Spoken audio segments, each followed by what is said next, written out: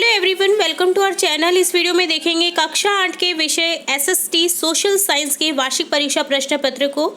जी हाँ, बिल्कुल सही सुन रहे हैं। आप सभी की डिमांड पर हम यहाँ लेकर आए हैं कक्षा 8 के विषय एसएसटी के वार्षिक परीक्षा प्रश्न पत्र को, जिसमें आपके पूर्णांक रहेंगे 80 मार्क्स।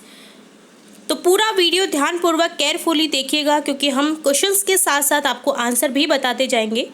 तो पूरा पेपर आप केयरफुली देखिएगा। सभी प्रश्न करने अनिवार्य हैं। प्रश्न संख्या 1 से 6 तक प्रत्येक प्रश्न 1 अंक का रहेगा। 7 से 16 तक प्रत्येक प्रश्न 3 अंक का और 17 से 21 तक प्रत्येक प्रश्न 4 अंक का। और लास्ट के जो 22, 23, 24, 25 प्रश्न है वो प्रत्येक प्रश्न 6 अंक का रहेगा। तो पूरा पेपर आपको अटेम्प्ट करना है। उम्मीद है आपको पूरा पेपर समझ आएगा। तो स्टार्ट करते हैं फर्स्ट क्वेश्चन से। फर्स्ट क्वेश्चन है, वह कानून जो केवल स्थान विशेष के लिए प्रभावी हो वह है। 4 ऑप्शन दिए जाएंगे आपको यहाँ पर। आपको करेक्ट ऑप्शन चूज करना है, जो कि हो जाएगा ऑप्शन सी, स्थानीय कानून। सेकंड क्वेश्चन है, कानून बनाने की जिम्मेदारी है। तो कानून बनाने की जिम्मेदारी है संसद की। आप देखते होंगे कि संसद चलती है तब कानून बनाने की जो रहती है, वार्तालाप रहती है, वो चलती है। तो यहाँ ऑप्शन ए को करेक्ट कर देंगे, संसद की। ऑप्शन ए करेक्ट हो जाएगा। थर्ड है, वकील के जरिए अपना बचाव करने का अधिकार है। क्या है? मौलिक अधिकार, जो कि प्रत्येक व्यक्ति को है। प्रत्येक व्यक्ति अपना वकील रख सकता है, अपने अधिकार की जो वार्तालाप है वो वकील के द्वारा करवा सकता है। ठीक है। फोर्थ क्वेश्चन है, प्रथम सूचना रिपोर्ट अथवा प्राथमिकी को संक्षेप में कहते हैं। क्या कहते हैं? एफआईआर। ठीक है, फर्स्ट इंफॉर्मेशन रिपोर्ट। ठीक है, ऑप्शन डी करेक्ट हो जाएगा। फिफ्थ है, गुलामगिरी के लेखक हैं। तो आंसर लिखेंगे ऑप्शन ए, फुले। सिक्स्थ है, नील का पौधा मुख्य रूप से किस कटिबंध में उगता है? तो यहाँ आंसर हो जाएगा आपका सी, उष्ण कटिबंध क्षेत्र में। अब देखेंगे अति लघुत्रात्मक प्रश्न। 7th क्वेश्चन है, अंग्रेज अपने दस्तावेजों को किस प्रकार से संभाल कर रखते थे? तो यहाँ आंसर देखेंगे हम, अंग्रेज अपने दस्तावेजों को अभिलेखागार और संग्रहालय में संभाल कर रखते थे। 8th प्रश्न है, 8वां प्रश्न, हाशियाकरण किसे कहते हैं? तो यहाँ आंसर लिखेंगे, हाशियाकरण शब्द से आशय है कि वह समुदाय जो समाज की मुख्य धारा से अलग कर किनारे या हाशिए पर धकेल दिया हो, ऐसा समुदाय समाज के केंद्र में नहीं होता है। नेक्स्ट क्वेश्चन है, अफ्रीका में कौन कौन से खनिज पाए जाते हैं? तो यहाँ आंसर लिखेंगे, अफ्रीका में हीरा, सोना, प्लेटिनम सबसे अधिक मात्रा में पाए जाते हैं। इसके अलावा यहाँ तांबा, लोह अयस्क, क्रोमियम, यूरेनियम, कोबाल्ट, बॉक्साइट और खनिज तेल भी पाए जाते हैं। नेक्स्ट क्वेश्चन है आपका 10th क्वेश्चन, 10वां प्रश्न है, मल्च कैसे और क्यों बनाते हैं? तो यहाँ आंसर देखेंगे, मल्च विधि के अंतर्गत पौधों के बीच अनावृत भूमि जैव पदार्थ जैसे प्रवाल से ढक दी जाती है। इस विधि से मृदा की आर्द्रता रुकी रहती है। यह मृदा निम्नीकरण रोकने व मृदा संरक्षण का उपाय है। 11वां प्रश्न है आपका, बंगाल विभाजन के पीछे क्या उद्देश्य है?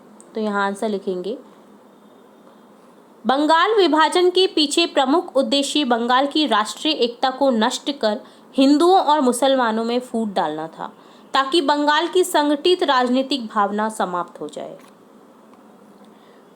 12वां प्रश्न है, खनिजों का संरक्षण किस प्रकार किया जा सकता है? तो यहाँ आंसर लिखेंगे, खनिज संसाधनों को सुनियोजित एवं सतत पोषणीय ढंग से प्रयोग करके धातु के पुनः चक्रण द्वारा तथा खनिजों के निर्यात में कमी करके खनिज का संरक्षण कर सकते हैं। 13वां प्रश्न है, भारतीय धर्मनिरपेक्षता क्या है? तो यहाँ आंसर लिखेंगे, भारतीय धर्मनिरपेक्षता जो है, भारतीय संविधान में कहा गया है कि भारतीय राज्य धर्मनिरपेक्ष होगा। भारत के संविधान के अनुसार केवल धर्मनिरपेक्ष राज्य ही निम्नलिखित बातों का ध्यान रख सकता है, ख्याल रख सकता है। कोई एक धार्मिक समुदाय किसी दूसरे धार्मिक समुदाय को नहीं दबाए, कुछ लोग अपने ही धर्म के लोगों को न दबाए, राज्य न तो किसी खास धर्म को थोपेगा और न ही लोगों की धार्मिक स्वतंत्रता छीनेगा। नेक्स्ट 14 क्वेश्चन है आपका, ईश्वर चंद्र विद्यासागर के प्रयासों से समाज में कौन कौन से बदलाव हुए? तो यहाँ आंसर लिखेंगे, ईश्वर चंद्र विद्यासागर ने विधवाओं के पुनर्विवाह का समर्थन किया तथा लड़कियों की शिक्षा पर बल दिया। उनके सुझावों को मानते हुए ब्रिटिश सरकार ने सन 1856 में एक कानून पारित किया जो विधवा विवाह की अनुमति देता था। तो जहाँ तक देखा जाए, अगर ब्रिटिश सरकार नहीं होती तो भारत में कभी भी ये जो कुरीतियाँ हैं चलती आ रही हैं, जो रूढ़िवादिता है वो कभी ख़त्म नहीं होती, क्योंकि एक तरह से ब्रिटिश सरकार ने जो यहाँ के लोग हैं उनको भले ही जो उनकी आय है या कुछ संपत्ति है वो हड़प ली हो या पैसा हड़प लिया हो, बट जो यहाँ के कानून हैं उनमें बहुत बदलाव किया है। यहाँ की सड़कों का निर्माण, यहाँ की बालिकाओं को पढ़ाना, यहाँ की विधवा विवाह, पुनर्विवाह जो ये सब होते थे, ये सब करवाया है, अंग्रेजों के द्वारा करवाया गया है। तो कई रूप से ब्रिटिश सरकार ने काफ़ी सहयोग किया है भारत में। चलिए नेक्स्ट देखेंगे। नेक्स्ट आपका है, जनता अपना प्रतिनिधि कैसे चुनती है? 15 प्रश्न है आपका, तो यहाँ आंसर देखेंगे हम। जनता अपने प्रतिनिधि को चुनाव में मतदान करके चुनती है। ये प्रतिनिधि जनता द्वारा 5 साल के लिए चुने जाते हैं। ये अपने कार्यों के लिए जनता के प्रति उत्तरदायी होते हैं। यदि जनता को इनका कार्य पसंद नहीं आता है तो वे अगले चुनाव में उस प्रतिनिधि को नहीं चुनती है। ऑब्वियसली हमें जब प्रतिनिधि हमारे लिए कोई काम नहीं करता है तो हम उसे वोट नहीं देते, 5 साल के बाद हम किसी दूसरे प्रतिनिधि को चुनते हैं। तो ये हमें अधिकार है, ठीक है। 16 क्वेश्चन है, बिरसा मुंडा आदिवासी समाज को किस प्रकार सुधारना चाहते थे? तो यहाँ आंसर देखेंगे, बिरसा मुंडा आदिवासी समाज की शराब छुड़वाना चाहते थे। बिरसा मुंडा चाहते थे कि आदिवासी लोग अपने गांव को साफ सुथरा रखें। वे चाहते थे कि आदिवासी अंधविश्वासों में विश्वास न रखें। तो आप जहाँ तक देख रहे हैं कि सभी प्रश्न आपकी जो पिछले आपके गृह कार्य हैं उनमें से ही लिए गए हैं। तो अगर आपने सारे गृह कार्य केयरफुली रीड किए हैं, हमारे द्वारा जो भी वीडियोस अपलोड किए गए हैं आपकी कक्षा से रिलेटेड, वो अगर आपने देखे हैं केयरफुली, तो मैं आपको गारंटी से बताती हूँ कि आपके एक भी प्रश्न आपकी उन वीडियो से बाहर नहीं आ सकता है। 90 to 95% आपको जो प्रश्न है आपको वो उन्हीं में से मिलेंगे, ठीक है। तो अगर आपने अभी भी कोई वीडियो मिस कर दिया तो आप फटाफट से जाकर के उन वीडियोस को जरूर पढ़ें, ताकि आपका कोई भी प्रश्न मिस ना हो अपने एग्जाम में। और हम चाहते हैं कि आपके मार्क्स जो 80 मार्क्स हैं, आप पूरे 80 मार्क्स ला सकें अपने एग्जाम में। अब देखेंगे लघुत्तरात्मक प्रश्न। 17 प्रश्न है, विलय नीति क्या थी? किन किन रियासतों को इसका शिकार होना पड़ा? तो यहाँ आंसर लिखेंगे, सन 1848 से 1856 के बीच गवर्नर जनरल बने लॉर्ड डलहौजी ने एक नीति बनाई जिससे विलय नीति कहा गया।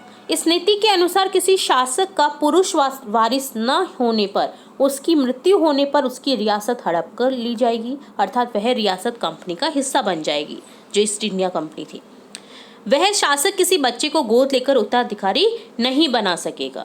कई रियासतों जैसे सतारा 1848, संबलपुर 1850, उदयपुर 1852, नागपुर 1853 और झांसी 1854 को इस नीति का शिकार होना पड़ा, क्योंकि वहाँ पर जो उत्तराधिकारी है वो किसी कारणवश नहीं रहे या नहीं हो पाए या मार दिया गया, तो वहाँ पर ये जो प्रथा है ये लागू कर। इसी कारण से जो आपकी 1857 की क्रांति है वो भी हुई थी। एक कारण ये भी मेन था 1857 क्रांति का, ठीक है। तो इसके अलावा और भी बहुत से कारण थे, जैसे कारतूस में चर्बी लगी होनी और बहुत से कारण थे, तो एक कारण ये भी था, ठीक है। चलिए नेक्स्ट क्वेश्चन देखेंगे। 18वां प्रश्न आपका, 18वां प्रश्न है आपका, प्राकृतिक वनस्पति और वन्य जीवों का संरक्षण क्यों करना चाहिए? तो 18वां प्रश्न का आंसर देखेंगे हम।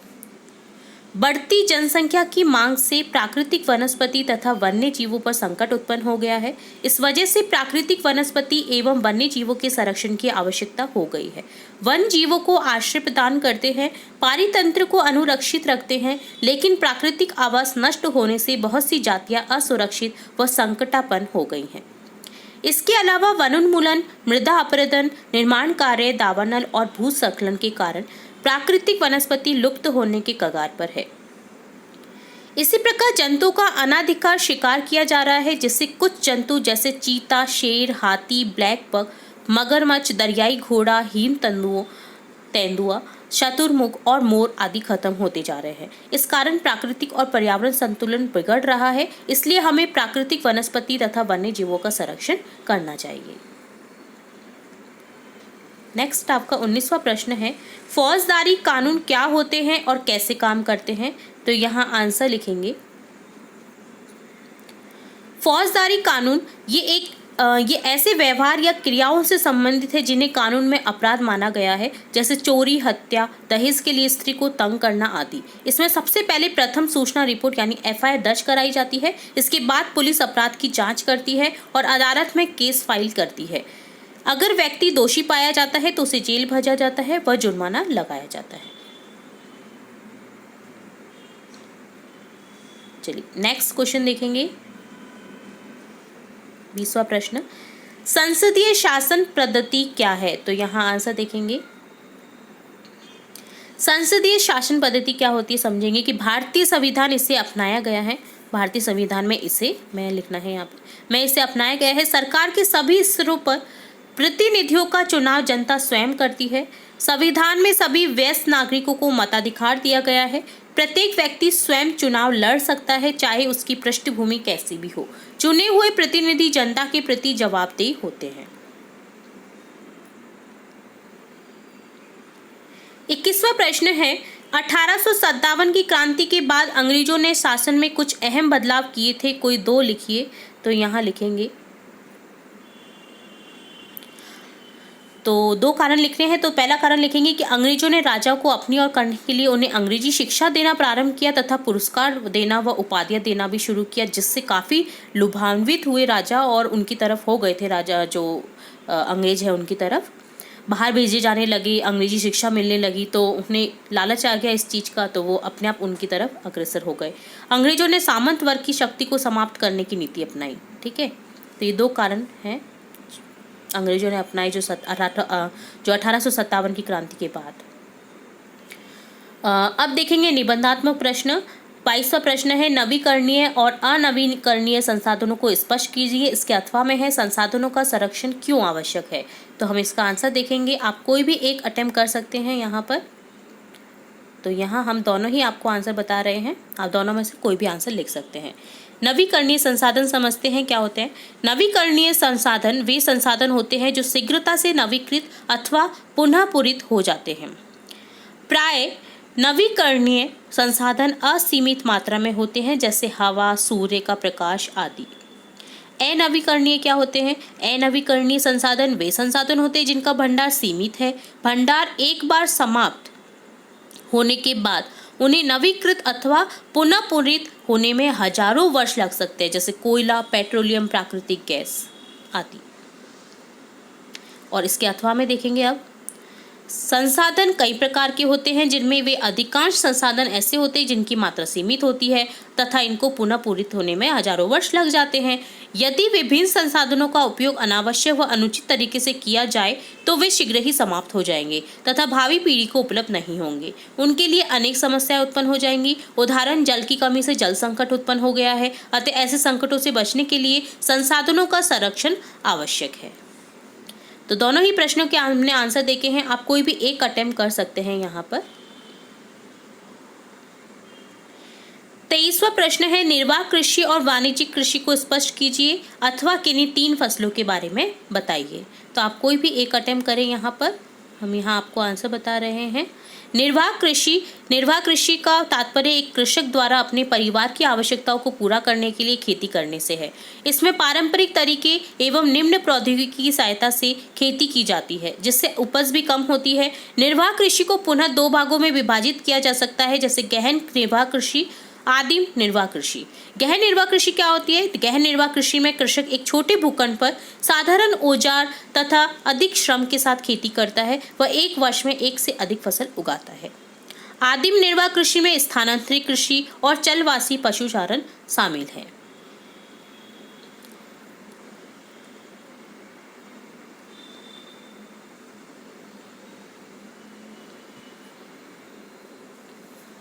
चौबीसवां प्रश्न है आपका, 1857 की क्रांति में राजस्थान के योगदान का वर्णन कीजिए। तो यहाँ आप आंसर देखेंगे। 1857 की क्रांति के समय राजस्थान में 6 सैनिक छावनियां थी। नसीराबाद, नीमच, देवली, ब्यावर, एरिनपुरा और खेरवाड़ा। बहुत इंपॉर्टेंट प्रश्न है ये, आगे आपके आने वाली एग्जाम्स में भी और अगर आप कंपटीशन के एग्जाम देते हैं तो भी। जिनमें से 2 छावनियां ब्यावर, खेरवाड़ा ने क्रांति में भाग नहीं लिया। 1857 के स्वतंत्रता संग्राम के दौरान राजस्थान की जनता एवं जागीरदारों ने विद्रोहियों को सहयोग व समर्थन दिया। राजस्थान में क्रांति का प्रारंभ 28 मई 1857 को नसीराबाद छावनी की 15वीं बंगाल नेटिव इन्फैंट्री के सैनिकों द्वारा हुआ। नसीराबाद छावनी के सैनिकों में 28 मई 1857 को विद्रोह कर छावनी को लूट लिया तथा अंग्रेज अधिकारियों के बंगलों पर आक्रमण किए। मेजर स्पोर्टिस, पूर एवं न्यूबरी की हत्या के बाद शेष अंग्रेजों ने नसीराबाद छोड़ दिया था। विद्रोह सैनिक चलो दिल्ली मारो फिरंगी के नारे लगाते हुए दिल्ली की ओर चल पड़े।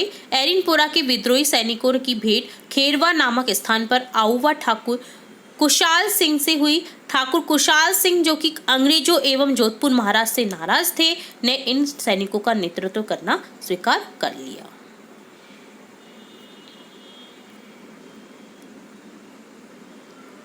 और लास्ट क्वेश्चन है आपका 25वां क्वेश्चन, 25वां प्रश्न है, राजस्थान में पर्यटन पर एक टिप्पणी कीजिए। तो यहाँ टिप्पणी लिखनी है हमें राजस्थान के पर्यटन पर।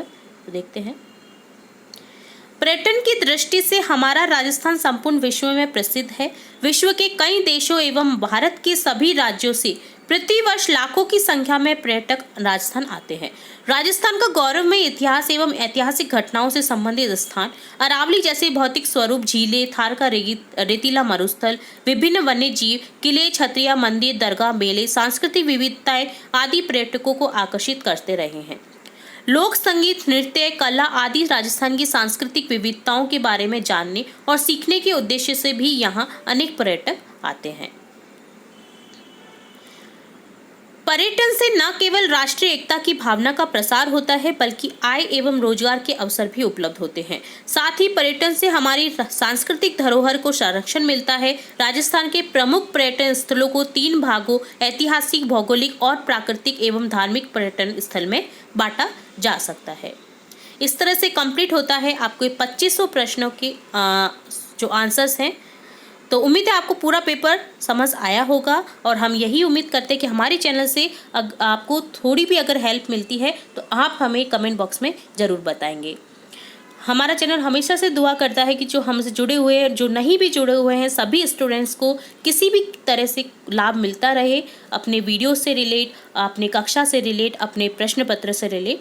तो हम यही उम्मीद करते हैं कि आपका जो आने वाली एग्ज़ाम्स है वो बहुत अच्छे से हो। सभी स्टूडेंट्स को हमारी तरफ से बेस्ट ऑफ लक। उम्मीद है आपको पूरा पेपर समझ आया होगा। तो इसी के साथ हम मिलते हैं एक और नई वीडियो के साथ और भी नई वीडियो लाते रहेंगे हम आपकी कक्षा से रिलेट। तो जुड़े रहिए हमारे चैनल के साथ। वीडियो को पूरा देखने के लिए धन्यवाद।